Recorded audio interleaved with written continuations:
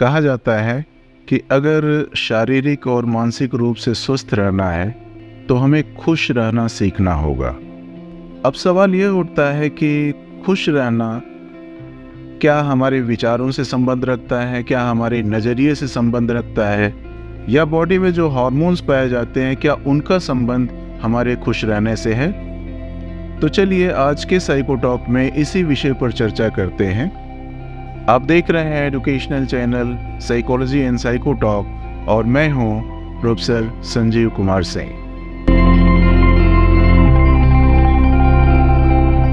खुशी का सीधा संबंध हमारे मस्तिष्क एवं भावनाओं से होता है। जब हम अपनी पसंद का कोई काम करते हैं या हमारी कोई इच्छा पूरी हो जाती है तो हमें खुशी की अनुभूति होती है, और ये खुशियों की अनुभूति हमारे मस्तिष्क में हैप्पी हार्मोन से नियंत्रित होते हैं। अगर देखा जाए तो हैप्पी हार्मोन्स 4 प्रकार के होते हैं। पहला डोपामाइन N, दूसरा सेरोटोनिन, तीसरा ऑक्सीटोसिन और चौथा एंडोर्फिस। इन चारों हार्मोन्स के अलग अलग जिम्मेदारी होती है जिनके नियमित और संतुलित स्राव से आप खुश रहते हैं, जो आपके मानसिक स्वास्थ्य के साथ साथ शारीरिक स्वास्थ्य के लिए आवश्यक होता है। तो चलिए देखते हैं कि इन हार्मोन्स का काम क्या होता है, ये हार्मोन्स हमारी खुशियों से कैसे कनेक्शन रखते हैं और इनके सेक्रेशंस को कैसे रेगुलेट किया जा सकता है, कैसे बढ़ाया जा सकता है। पहला डोपामाइन हार्मोन। इस हार्मोन का सेक्रेशन तब होता है जब हमारे मस्तिष्क को यह संकेत मिलता है कि हमें पुरस्कार या सराहना मिली है। यदि हमने कोई लक्ष्य स्थापित किया है और वो पूरा हो जाता है तब डोपामाइन हार्मोन का स्राव होता है। इस हार्मोन्स के घटने पर हम कम प्रेरणा महसूस करते हैं, किसी काम को करने या आनंद लेने में हमारी रुचि कम हो जाती है। इस हार्मोन को रेगुलेट करने या बढ़ाने के लिए हम कुछ प्रक्रियाएं कर सकते हैं, जैसे हम नए छोटे छोटे लक्ष्य बनाएं और धीरे धीरे उन्हें पूरा करने की कोशिश करें। हमारा लक्ष्य हमारी पढ़ाई से संबंधित हो सकता है, हमारी नौकरी से संबंधित हो सकता है, या किसी प्रकार की सफलता हासिल करने से संबंधित हो सकता है। ऐसे काम करें जिनसे तारीफ मिले। छोटी छोटी जीत को सेलिब्रेट करने से डोपामाइन हार्मोन का सेक्रेशन बढ़ता है। इसके अलावा अगर किसी कार्य में असफलता मिल जाती है तो निराश होने के बजाय उसको दोबारा करने की कोशिश करें। खुद पर ध्यान दें, सेहत का ख्याल रखें, पसंद का भोजन करें। ये सब एक्टिविटीज़ कर हम डोपामाइन हार्मोन को इंक्रीज कर सकते हैं और अपनी खुशियों को बढ़ा सकते हैं।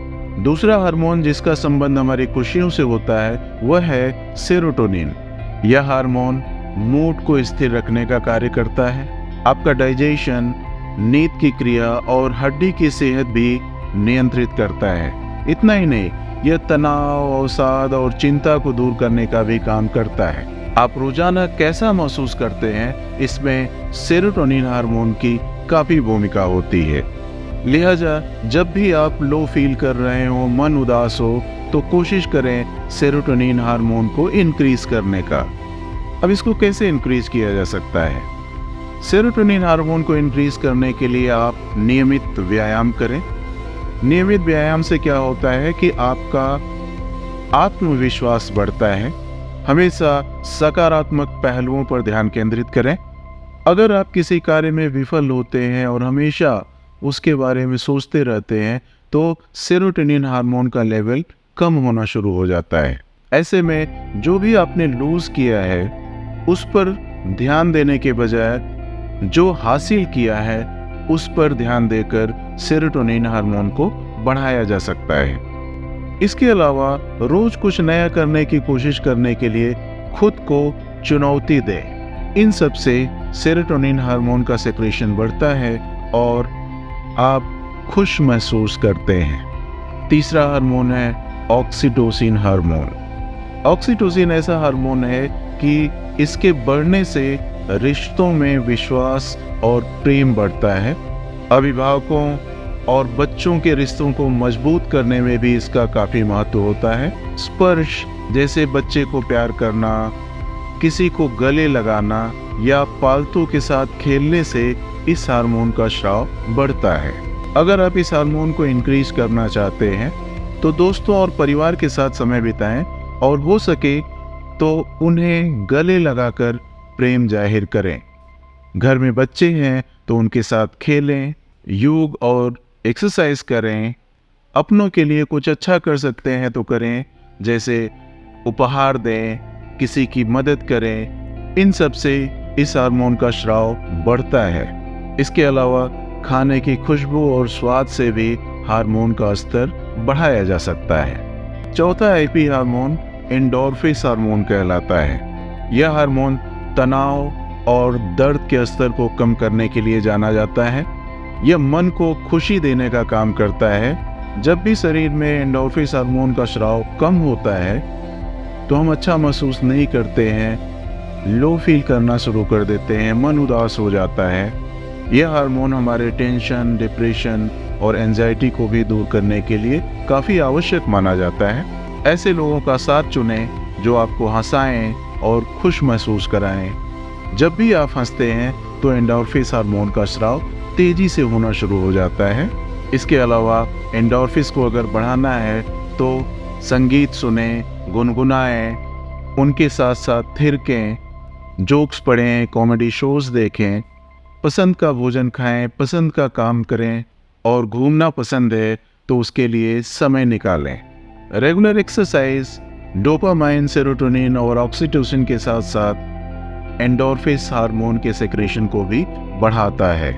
तो इस प्रकार से हम देख रहे हैं कि खुश रहने के पीछे सिर्फ हमारी सोच ही नहीं होती है, हमारा व्यवहार ही नहीं होता है, बल्कि उसके पीछे जैविक आधार भी होता है, उसके पीछे हार्मोनल सेक्रेशंस भी होते हैं और कुछ एक्टिविटीज़ के द्वारा इन सेक्रेशंस को हम रेगुलेट कर सकते हैं, इंक्रीज कर सकते हैं और अपनी खुशी के स्तर को बढ़ा सकते हैं और अंततः शारीरिक और मानसिक रूप से स्वस्थ रह सकते हैं। तो आज के साइको टॉक पे बस इतना ही। साइकोलॉजी के किसी अन्य टॉपिक के साथ अगले साइको टॉक में आपसे फिर मिलते हैं। तब तक आप खुश रहें, प्रसन्न रहें और हमेशा बड़ों का आदर और सम्मान करें।